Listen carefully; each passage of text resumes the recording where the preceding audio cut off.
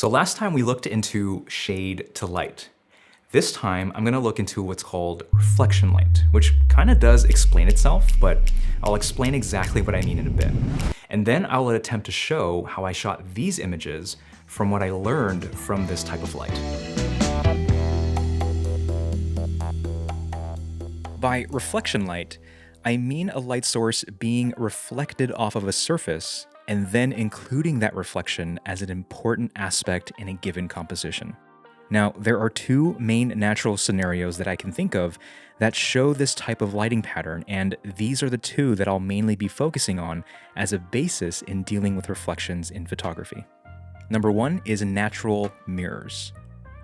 And then number two is rippled bands. Let's take a look at each briefly. By a natural mirror, I'm talking about anything with a smooth surface that is highly reflective.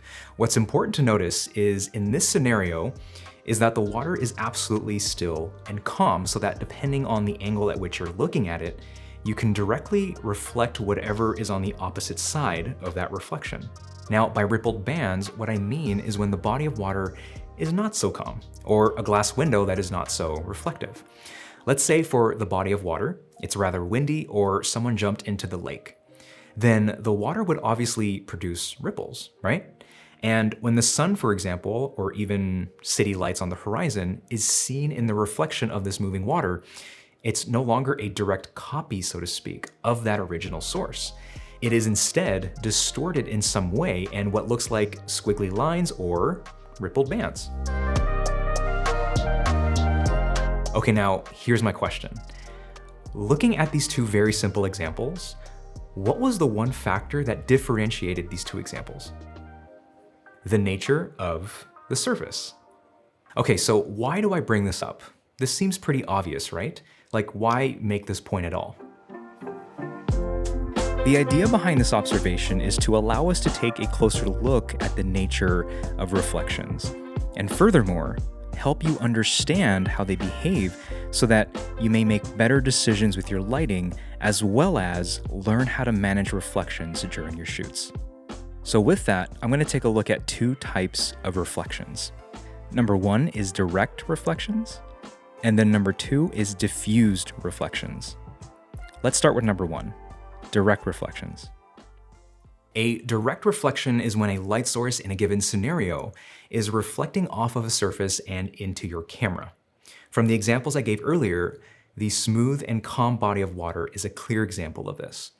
And even in the example of the water moving, which produced rippled bands, this is also an example of a direct reflection. It may not look exactly like the light source itself.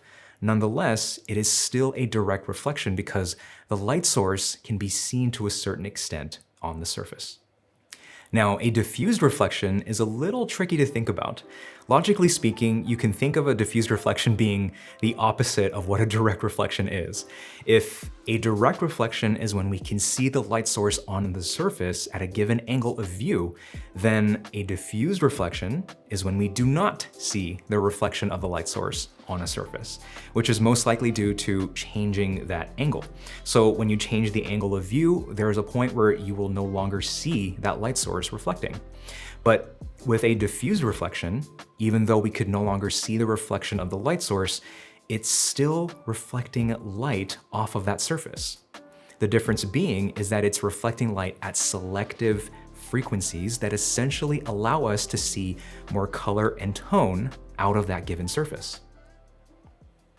At this point, you're probably wondering what reflections have anything to do specifically with learning how to light. And with that, let me tell you this. I think it has everything to do with lighting because this isn't about just finding ways to get rid of reflections, although there's a very realistic part of that. But beyond that, this is more about understanding what kind of reflections you do want in your images, because reflections ultimately shape the subjects you shoot, which therefore dictates where you position your lighting.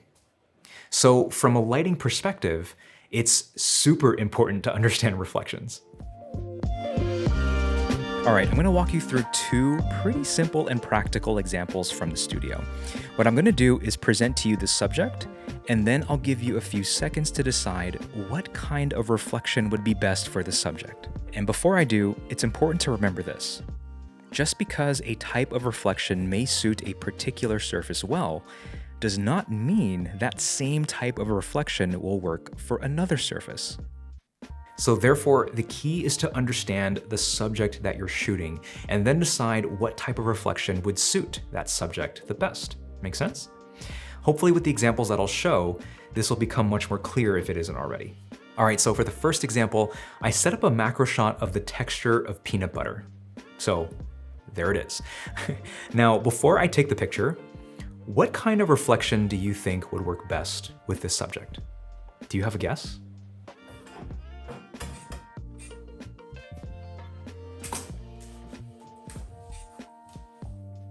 Because I angled my camera like so, this produced pretty much a pure, direct reflection of the light source, which I don't think does the peanut butter justice.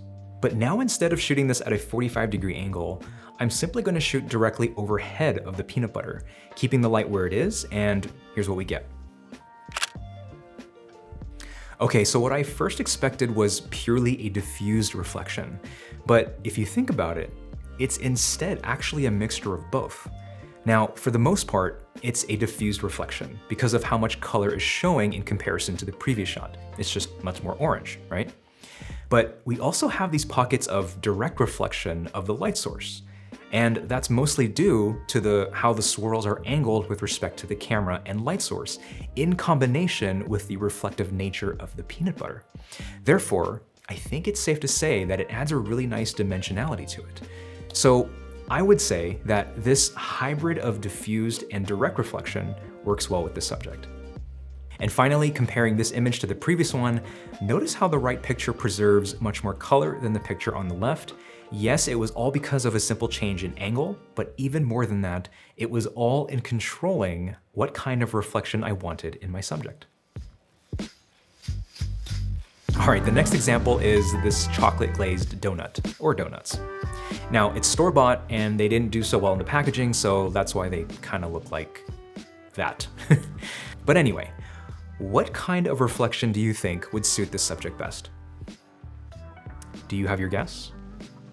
Okay, because here's what I got. I was trying to more or less mimic the picture from the box. Now, I definitely did not get anywhere close to what the picture on the box looks like. If anything, I just copied the formation of the donuts, but that's it. Now, the donuts have a very reflective surface, though they are not as glossy as the peanut butter was. Perhaps they were at some point, but they dried up during the course of the shoot, so it was more of a matte surface than a glossy one. I started with my large softbox and a fill card on the opposite side, and here's what I got. Not too bad, right? Pretty simple.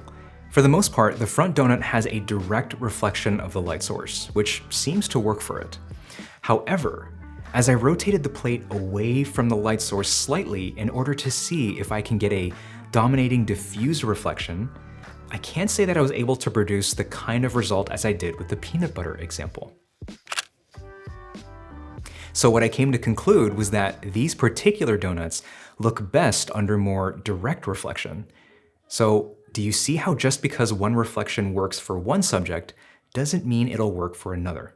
If we compare the two images together, you can see how the direct reflection in the right image shapes our subject in a much more pleasing way than in the other image where the direct reflection is not quite there on that front donut, right? If anything, it's more on the right side of the donut, which isn't quite the spot we want our eyes to be looking. So I wouldn't say this image works when compared to the first one. Now, before I wrap up this video, this was not meant to cover all aspects of reflections. I understand that there are a lot more aspects to consider, like reflections on glass, or metal, or the family of angles, or even polarized reflections, and so forth. And I think doing so would exceed the desired length of this video. So that's why I decided not to cover it. Instead, I hope by posing just a few questions about some fundamental concepts that it would encourage you to peer deeper into reflections, as I think it would be a great help in improving your lighting skills. All right, well, don't forget to subscribe if you aren't already. I hope you're doing well and are safe. Thanks for watching, and I'll talk with you next time. See you.